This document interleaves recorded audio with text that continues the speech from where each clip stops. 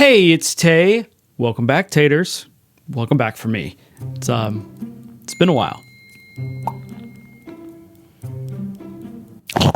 Today I'm going to teach you how to make faces.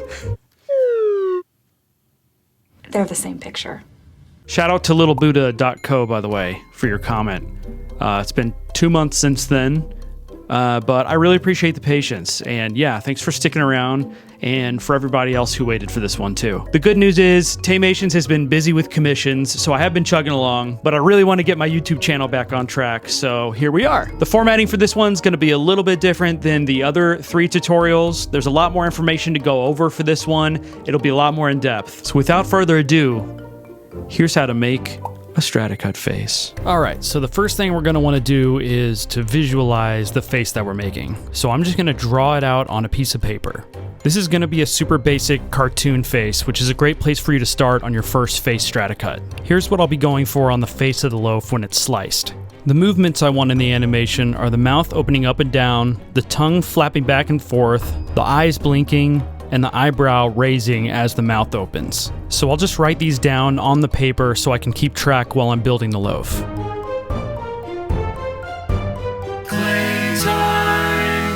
First, we need a skin color. This is going to be the color you use the most, so choose a color you have a lot of. Roll out a big ol' sheet of it on the thickest setting of your pasta machine, which is 0 on my machine. I'm gonna go for a 1-inch width on this face, so I'll make marks at the 1-inch and 0 point on my ruler. Then I'll slice straight lines down to make a 1-inch wide strip of clay.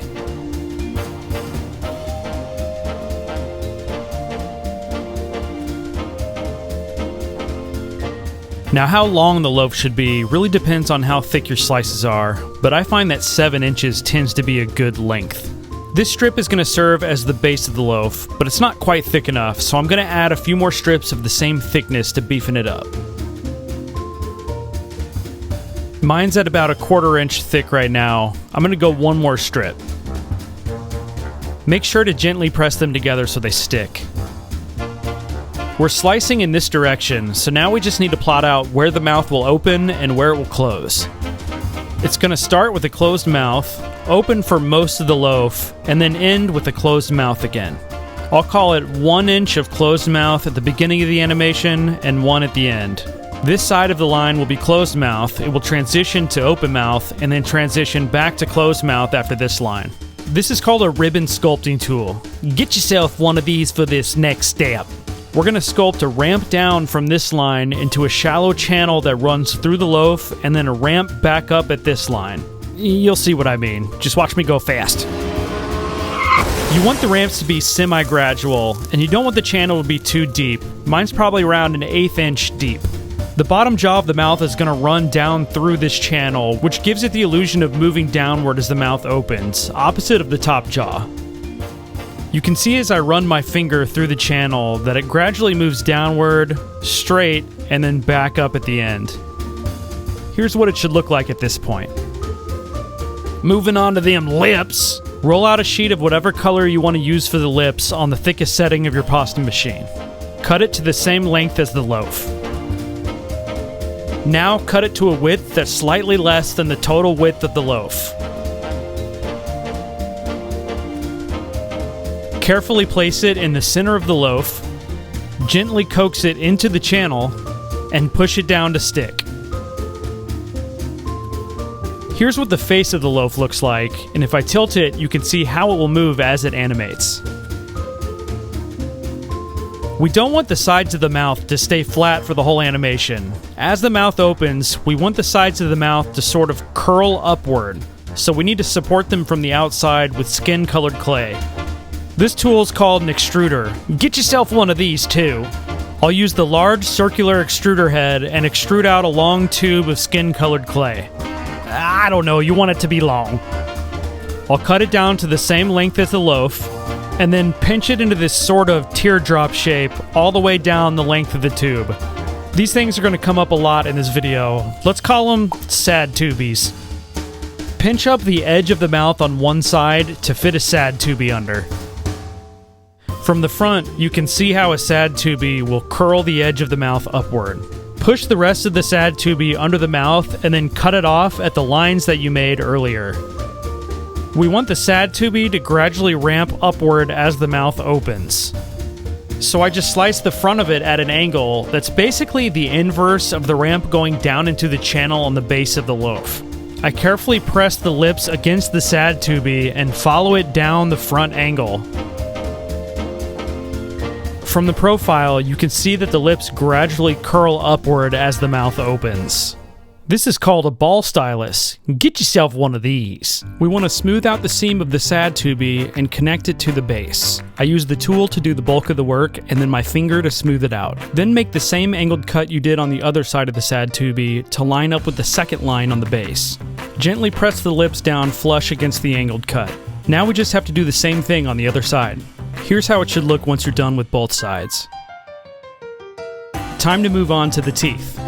Roll out white tubes using the largest circle head on your extruder. You're going to need quite a bit, so roll out a lot. We want the teeth to appear as the mouth opens. The first thing I'll do is cut my tube into 6 sections that are slightly longer than the open mouth portion of the loaf. And I only had enough for 5. This is why I said roll out a lot. Gosh dang it! Here are my 5 teethy tubies.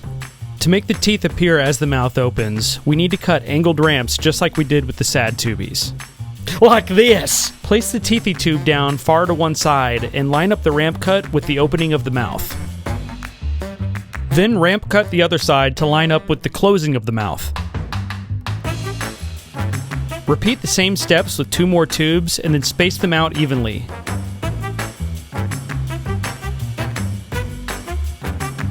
Now we need to fill in the spaces between the teeth, and referring back to our drawing, the tongue is actually what's visible between the teeth. So I'll choose a color for the tongue, in this case, neon pink. These gaps are pretty narrow, so the best way to fill them in is by rolling out thin tubes of tongue color, gently pressing them between the teeth, and then using a ball stylus to press them against the base, filling in any gaps. Cut off the excess at the same angle as the teeth, and then just repeat these steps for the other gap. I want these gaps to line up flush with the height of the teeth, so I need to add another layer on top. This way, when we build the tongue on top, there won't be any gaps between the two. Throughout the animation, I want the tongue to flap back and forth. I'll mold the tongue color clay into a shape that's the exact same width as the tongue color gaps below it. I just keep molding the shape until I'm happy with the way it would look from the front when sliced. The width is right, but I feel like the tongue is a little too tall, so I'll cut some material from the top and mold it back into shape. That's better! Note how the shape of the tongue remains the same through its length. Since we want it to flap, we need to actually mold the flaps into the geometry, like this. Molding this shape back and forth will create a flapping motion in the animation. I'll place the tongue on the mouth to make sure it fits. And then you can see from the front how that motion will look when it's sliced. Now ramp cut it on both sides to match the angle of the teeth and the mouth openings. Use a tool to press down the edges of the tongue to make it stick to the layers below it. I actually decided I wanted the tongue to flap faster, so I'm going to mold in tighter back and forth movements. Next is to fill in the gaps of the open mouth, and I'm going to start by filling in the gaps between the edge of the lips and the teeth. This will be done with 2 black sad tubies.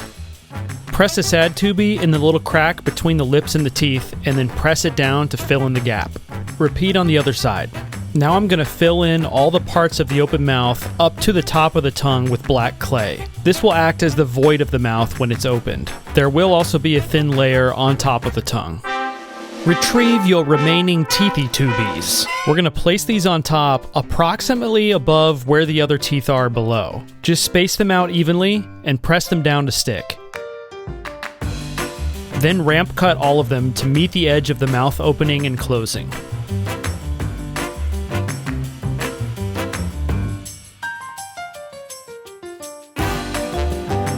I'm going to roll out a couple more sad tubies to fill in the crack between the outside teeth and the mouth.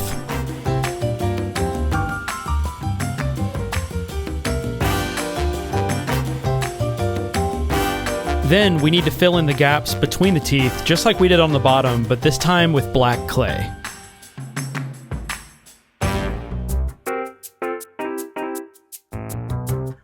You should have something that looks like this at this point. Next, I cut out thin strips of black clay to put on the outside edges of the mouth, just to make the teeth and the mouth below it flush with each other on the sides.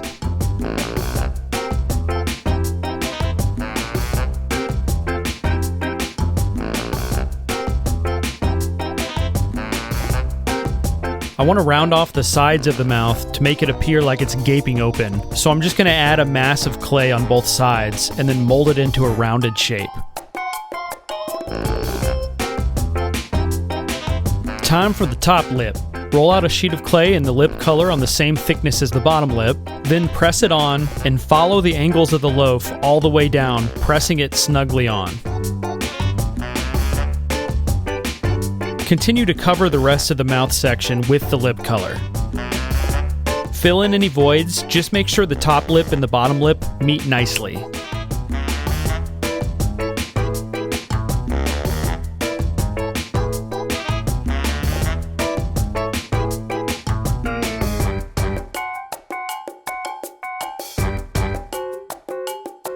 Almost there. Alright, the mouth is done. At this point, you could animate it, and it would be a disembodied mouth, which is funny, but we're going to move on to the rest of the face. Starting with the skin on top of the mouth and on the sides of the mouth to make it meet with the chin below it. I'll start by rolling out a sheet of skin-colored clay and cutting it into a strip that's the same width as the loaf. Press it flushly against the whole loaf, following all of the angles. I think it could use one more layer on top, and then just needs to be filled in on the sides.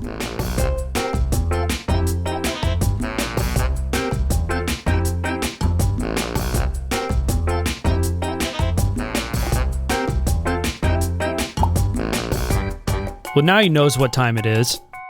This nose is basically just a big, thick sad tubie. If we don't give it an outline, you won't be able to see it against the skin around it. So I'm going to use some more black clay. Roll it into a really thin sheet, and then we're going to wrap it around the entirety of the outside of the nose shape. We want it to come up flush with the top of the nose.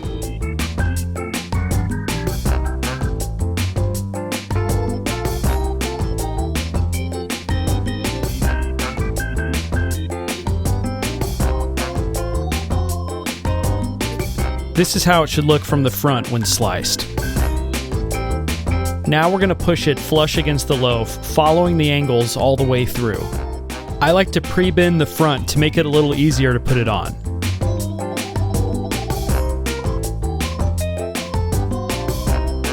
It takes a little work to make it flush. Just keep gently coaxing it so you're not distorting the shape of the nose as you go. Slice off the excess on both sides. Now we need to fill in the skin on the side of the nose up to where the eyes will go. But first, always remember to fill in the cracks with sad tubies.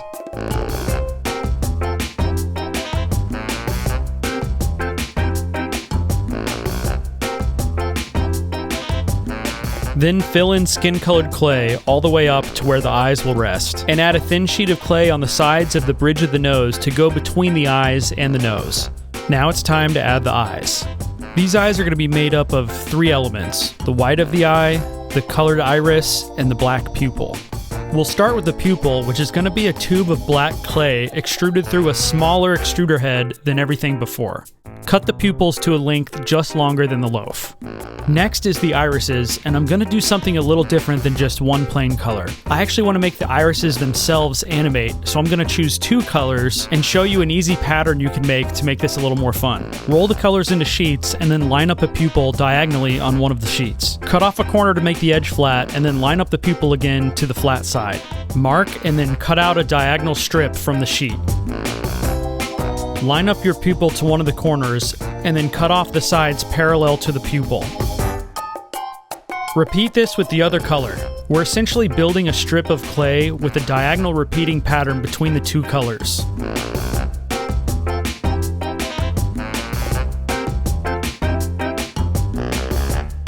we want this strip to be the same length as the pupil tube. Place the pupil far to one side and then carefully roll the strip around it, cutting off the excess. Smooth out the seam and then roll it by hand to make all the layers adhere. Cut off the excess and then repeat these steps to start the second eye. Moving on to the whites of the eyes, roll out a strip of white clay on the thickest setting of your pasta machine. Cut it to the same length as the insides of the eyes. Then slice off the sides long ways, leaving plenty of white clay remaining on both sides of the iris tube. Roll up the iris tube in the white sheet until it's just rolled all the way up and then cut off the excess. Just like before, smooth out the seam and then roll it by hand and cut off the ends. That's an eyeball! Just repeat these steps for the second eye. Now we're going to move on to making the eyes blink. This is a lot easier than you think. Just line up the eye tubes with each other, then with the loaf, and mark out where you want the blinks to happen.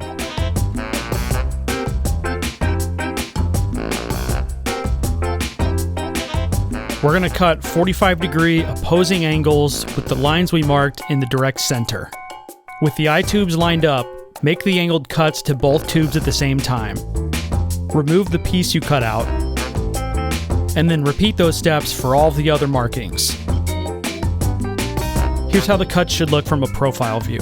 Now we need to fill all the voids with skin-colored clay, and the easiest way is to essentially mimic the pieces that we cut out and removed from the eye tubes. This can be done by rolling out a tube of skin-colored clay that's the same thickness as the eye tubes. Then just make the same opposing angled cuts on this tube. It should make a piece that fits nicely between the separated eye tubes. Press the eye tubes on firmly, but don't distort the shapes. As this loaf is sliced and animated, the eyes will gradually disappear and then reappear, which gives the illusion of a blink. Repeat the step to fill in all of the other voids.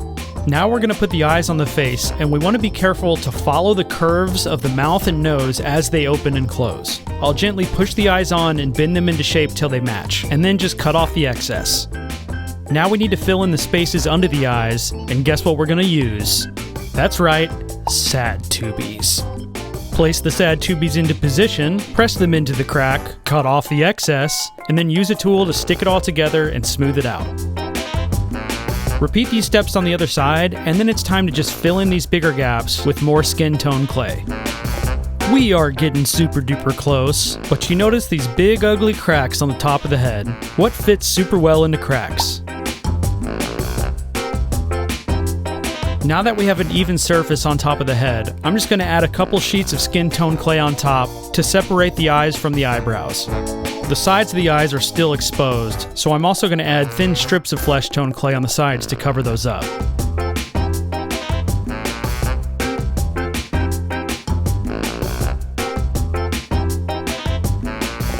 You may have noticed that my drawing has a round jaw and my loaf has a square jaw. I want to make these match as close as possible, so I'm going to cut the corners of the jaw off on both sides, and then just use my thumbs to mold them into a round shape all the way down the length of the loaf. Next is the ears. A super simple way to make ears is to roll out a thick tube of skin tone clay that's the same length or a little bit longer than the loaf, and then cut it in half right down the middle so you're left with 2 half-circle strips. Then, just like the eyeballs, we want to push them against the sides, being careful to follow the curves. Then use a tool to press down and connect the corners, and smooth out the seams. Repeat with the other ear, and then moving on. Eyebrow time! Cut thin strips of black clay that are the same length as the loaf. Place them above each eye, and I'm curving them outward as the curve of the mouth opening happens. This will make it appear like the eyebrows are moving when he opens his mouth. And this is the point that I ran out of skin tone clay, so now he has a hat. For the hat, I'm going to do exactly what I did for the ears, but on a bigger scale. Roll out a thick tube and then cut it in half so you have a half-circle strip. Then just place it on top firmly, and we are done. Congratulations on your first Strata-Cut face. The last thing I like to do before animating is just slicing off a thin slice from the front to see how everything turned out.